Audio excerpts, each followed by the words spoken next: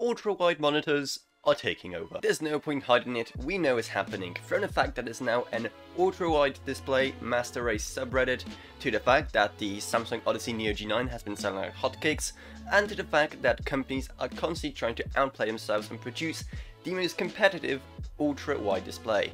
And recently, that has been attempted by MSI, who just released their Optix MEG381CQR Plus ultra-wide gaming. No, I can't take it seriously. Why on earth do displays have such ridiculous names?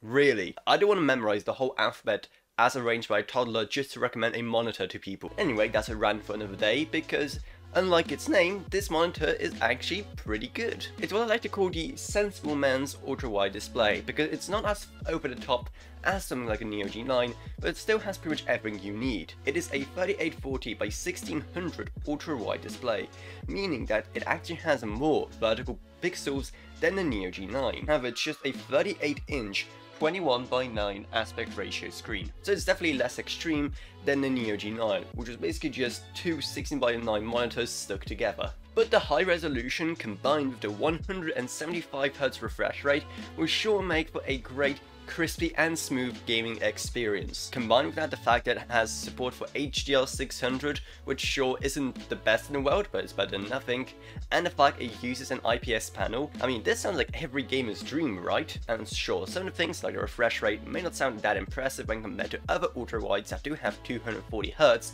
but that's also what makes this one more sensible, because you really need a beast of a PC to be able to drive 240Hz at such a high resolution, and those kind of high-end PCs are kind of scarce right now because of the whole GPU and CPU shortages and whatnot. So while a lot of people may be frothing at the mouth to get their hands on a Neo G9, many of them may not be able to use it to its fullest potential, at least for now. So far it all sounds pretty great. It has a vertical resolution even higher than that of the Neo G9, it has a really good refresh rate, and also it has HDR, and unlike something like the Neo G9, it will probably actually fit on your desk, because it's not as ridiculously big, so that's a bonus. And that's all not to mention, it also has G-Sync Ultimate, so that all sounds pretty amazing, right?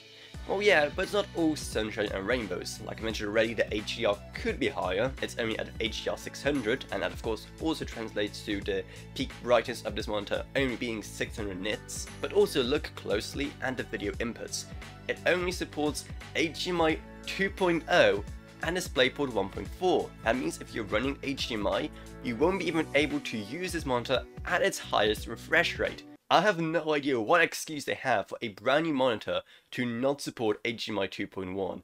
This is really a big deal, and this is a major disappointment for two main reasons. Number one, on the PC side, if you want to run this monitor at its max resolution and max refresh rate, you are going to have to use DisplayPort 1.4 with display shrink compression, and that comes with a minor quality penalty. And I talked more about this in my recent video about a Neo G9, which I hope when you check out is going to be up in the iCards right now. And the other main reason why this is a big deal is the fact that, well, if you want to use this with a console, well, you're out of luck, because consoles only have HDMI, and while all modern consoles do support HDMI 2.1 to allow for high refresh rate and high resolution gaming, well, you simply won't be able to utilize it with this monitor if you want to hook it up to your current gen console. But hopefully we're going to receive some revision of this monitor with it in the future, because this could be a major deal breaker to some people. But if it's not a deal breaker for you, well, you may have just found your dream monitor if you want to get into the ultra wide scene. It is big and has a high resolution but doesn't go over the top.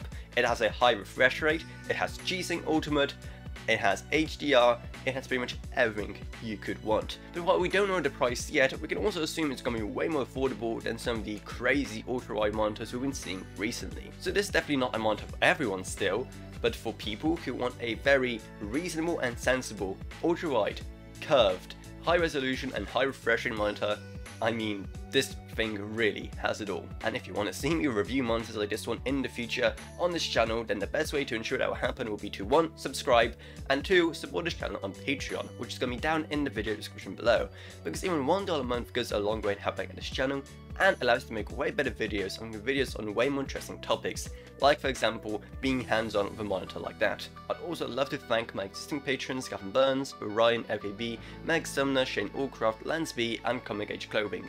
Thank you guys so much, support truly goes a long way. Down there you're also going to find our Amazon links if you want to pick up an MSI Ultrawide game monitor yourself, plus then there's also our Discord server if you want to talk to me or us about this or whatever else really, plus then there's our social media links as well. But anyway, that's what it is, so I hope you enjoyed this video. If you did, then remember to subscribe, like, whatever, and I'll see you all in whatever I make next. Goodbye everyone, goodbye.